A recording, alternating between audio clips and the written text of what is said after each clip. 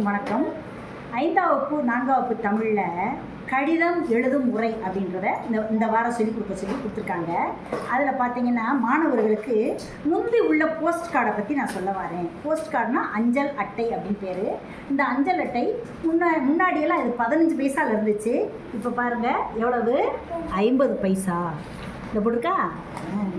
இந்த போஸ்ட் கார்டில் நம்ம போஸ்ட் ஆஃபீஸில் போய் வாங்கி முன்னாடி பின்னாடி இது பூரா நம்ம என்னென்ன விஷயங்கள் ஒருத்தருக்கு எழுதுகிறோமோ அந்த தகவலெல்லாம் எழுதி யாருக்கு இந்த கடிதத்தை அனுப்புகிறோமோ அவங்களுடைய விலாசம், அவங்களுடைய பின்கோடு இதெல்லாம் எழுதி நம்ம போஸ்ட் பாக்ஸில் போட்டுறணும்.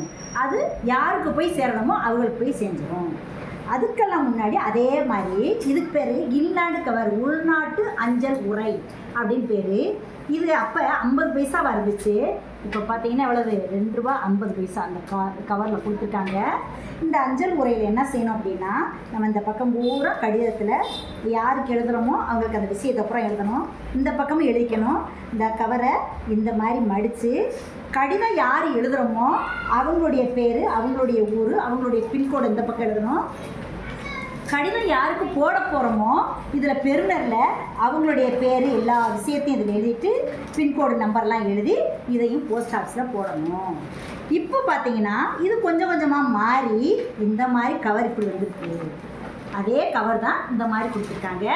இப்போ இந்த மாதிரி எழுதி இதை இந்த ஷேப்புக்கு இந்த மாதிரி மடித்து அதே மாதிரி அனுப்புனர் இந்த பக்கம் எழுதி பெறுநர் இந்த மாதிரி எழுதி போடணும். நம்ம கடிதம் எழுதுகிற பழக்கமே குறைஞ்சிருச்சு. அதனால் கடிதம் எழுதணும், அப்போ தான் ஹேண்ட் ரைட்டிங் நல்லாயிருக்கும். உறவினர்களுக்கு யார் யார் எப்படி எழுதணும்னு தெரிஞ்சுக்கலாம். அதனால் இந்த கடிதம் எழுதும் முறையை கற்றுக்கங்க. இதுக்கு பேர் உள்நாட்டு அஞ்சல் உரை, இதுக்கு பேர் போஸ்ட் கார்டு. Okay, thank you.